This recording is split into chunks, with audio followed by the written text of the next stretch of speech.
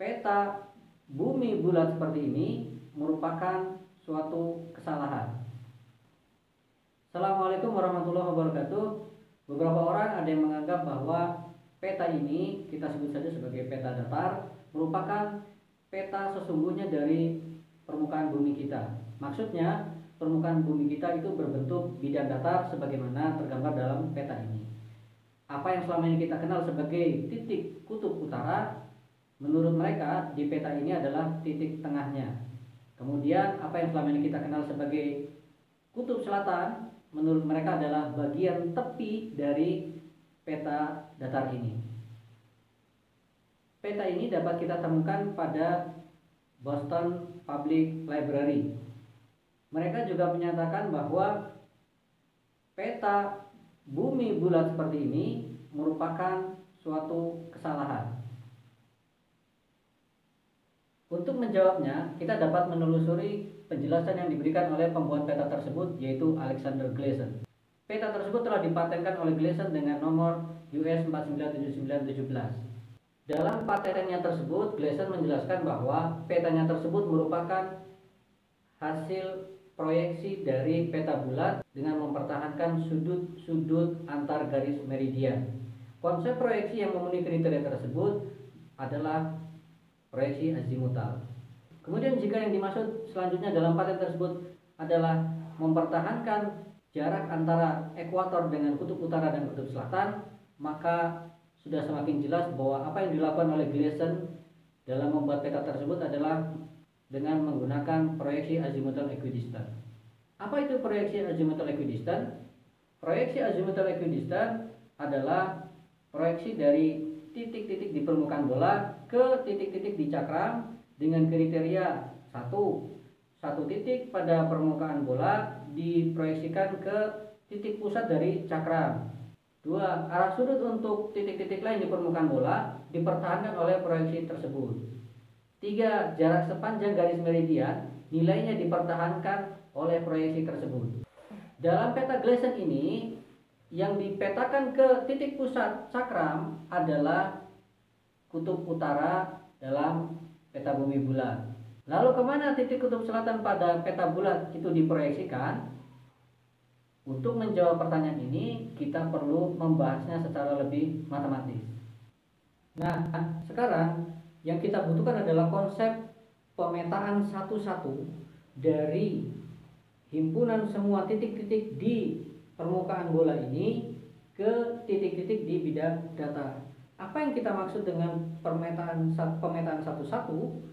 Yang dimaksud tentunya adalah setiap satu titik di permukaan bola dipasangkan dengan hanya satu titik saja di bidang datar. Begitu juga setiap satu titik di bidang datar hanya dipasangkan dengan satu titik saja di permukaan bola. Nah, himpunan semua titik-titik di permukaan bola biasa disimbolkan dengan S2. Sementara himpunan semua titik-titik di bidang datar biasa disimbolkan dengan R²2. Jadi dapat kita tuliskan sekarang bahwa kita membutuhkan pemetaan, katakanlah pemetaan F yang bersifat satu-satu dari S2 ke R2. Selain itu, pemetaan F dari S2 ke R2 ini harus bersifat kontinu, dan juga pemetaan balikannya biasa kita simbolkan dengan F²-1, yaitu dari R2 ke S2 itu juga harus bersifat kontinu. Nah, pemetaan yang bersifat satu-satu dan juga kontinu bolak-balik seperti ini biasa dikenal dengan istilah homeomorfisme. Nah, pertanyaannya sekarang adalah, mungkinkah kita memiliki homeomorfisme antara S2 dengan R2? Jawabannya adalah tidak mungkin, karena ada sifat topologis atau invarian topologi yang dimiliki oleh S2 tapi tidak dimiliki oleh R2, yaitu apa? Yaitu sifat kekompakan atau compactness. Nah, untuk membuktikan bahwa S2 itu compact dan R2 itu bersifat tidak compact, kita bisa menggunakan teorema Heine-Borel. Oleh karena itu, salah satu cara yang memungkinkan bagi kita untuk membentuk homeomorfisme dari S2 ini ke R2 adalah dengan membuang terlebih dahulu salah satu titik di permukaan bola ini atau salah satu titik di S2. Inilah yang terjadi dengan proyeksi azimuthal equidistant. Dalam peta Gleason tadi, satu titik yang dibuang dalam peta bulat itu adalah titik kutub selatan. Oke, berarti sekarang sudah bisa kita jawab pertanyaan sebelumnya. Kemana titik kutub selatan diproyeksikan ke peta datar? Jawabannya adalah titik tersebut tidak dipetakan atau diproyeksikan karena titik tersebut memang dibuang atau dikecualikan dalam proyeksi azimuthal equidistant di peta Gleason tersebut. Jika ini adalah titik kutub utara, kita simbolkan saja dengan M. Kemudian ini adalah titik kutub selatan, kita simbolkan dengan huruf S. Maka kita buang sekarang titik kutub selatan ini dan sisanya kita petakan dengan azimuthal equidistant projection, dan titik kutub utaranya dipasangkan dengan titik pusat koordinat, ini dipasangkan dengan ini. Maka hasil proyeksi azimuthal equidistant tadi di R2 ini akan berupa himpunan cakram terbuka yang biasa kita simbolkan dengan D. Jadi titik kutub utara ini akan dipetakan ke pusat cakram, inilah N-nya. Kemudian garis-garis meridian, misalkan ini, lalu ini, itu semua garis-garis meridiannya akan dipetakan ke garis radial yang memancar dari pusat cakram tadi.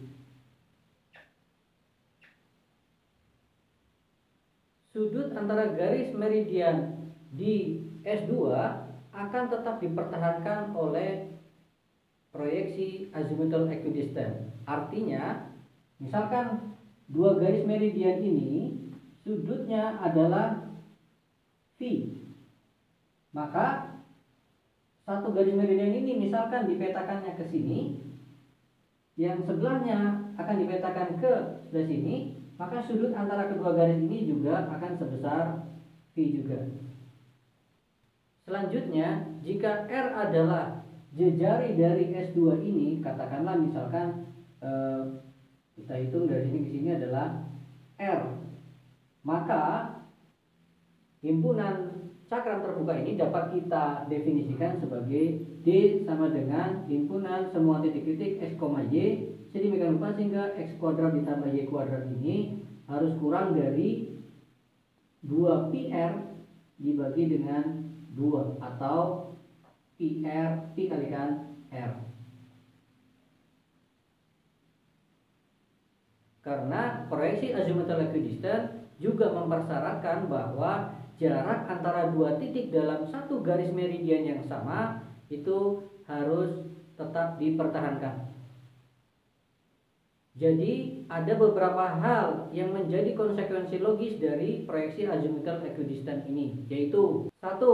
Jarak antara dua titik di D yang tidak terletak dalam satu garis radial yang sama tidak akan sama dengan jarak antara kedua titik pasangan tersebut di S2.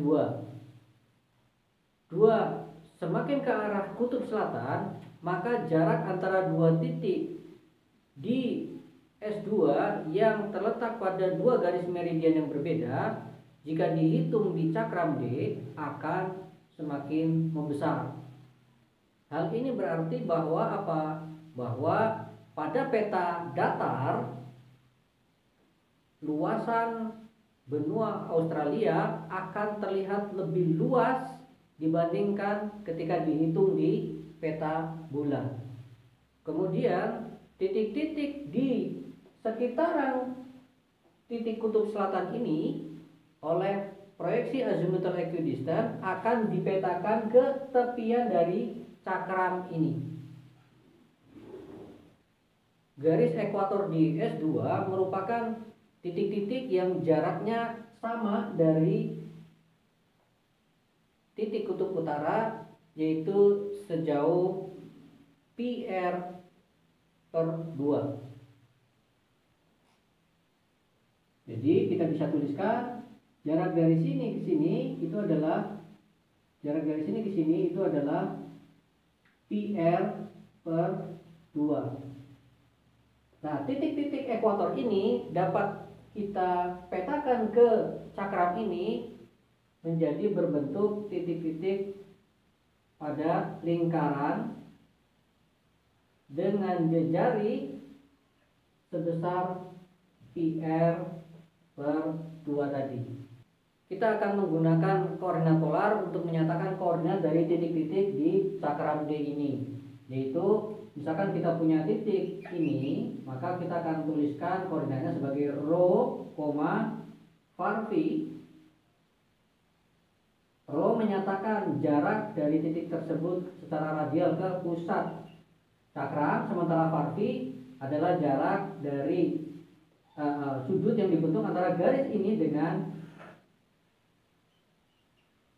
sumbu X. Kemudian titik-titik di S2 ini akan kita labeli dengan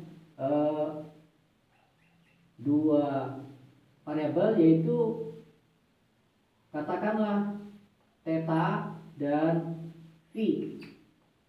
Theta akan menyatakan sudut latitudenya dan phi akan menyatakan sudut longitudenya. Jadi misalkan titik ini, kalau kita tarik garis radialnya ke pusat dan kemudian kita bentuk garis meridiannya ini, maka yang dimaksud sebagai theta adalah sudut yang dibentuk antara garis radial tadi dengan hasil proyeksinya ke bidang datarnya. Jadi ini adalah tetanya. Kemudian yang dimaksud sebagai phi adalah sudut yang dibentuk oleh, misalkan ini adalah sumbu X-nya, maka kita bisa ambil mulai dari sumbu X ini ke hasil proyeksi tadi, yaitu ini adalah sebagai phi-nya. Jadi dari sini kita memiliki hubungan antara rho dengan theta ini, yaitu rho dibagi dengan 2 PR itu akan sama dengan pi per 2 min theta dibagi dengan 2 pi. Atau kita dapatkan sekarang bahwa rho sama dengan pi per 2 min theta dikalikan R. Kemudian karena tadi sudut longitudnya akan dipertahankan oleh azimuthal equidistant projection tadi, maka kita punya hubungan bahwa phi di sini akan sama dengan var phi di sini. Oke, jadi sekarang dapat kita tuliskan pemetaan homeomorfismenya sebagai berikut, bahwa kita punya theta, phi akan dipetakan oleh F phi menjadi rho, var phi yang bentuknya adalah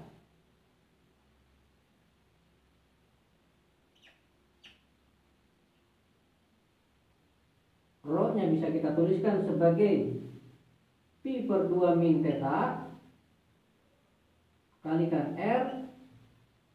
Kemudian var phi-nya bisa kita tuliskan menjadi phi kembali.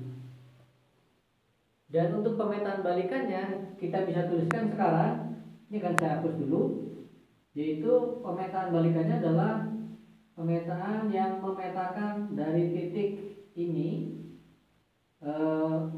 rho, var phi dipetakan oleh F-1 rho, var phi menjadi titik theta, phi, theta, phi yang nilainya diberikan oleh theta-nya tentunya adalah pi per 2 min rho per R, lalu untuk Untuk V-nya di sini tentunya sama dengan var V. Ya.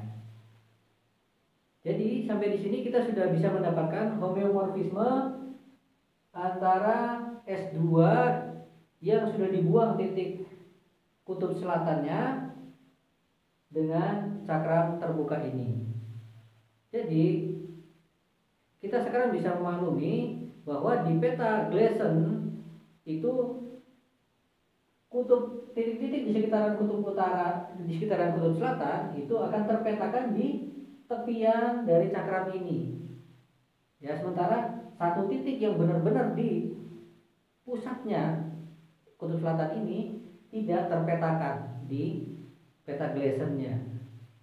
Ya, jadi sampai di sini saya harap kita semua sudah jelas tentang makna dari peta Gleason tersebut.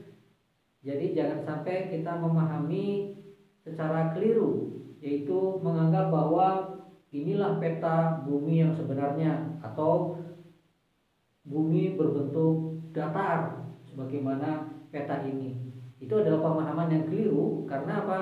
Karena si pembuat petanya pun tidak memasukkan seperti itu, ya.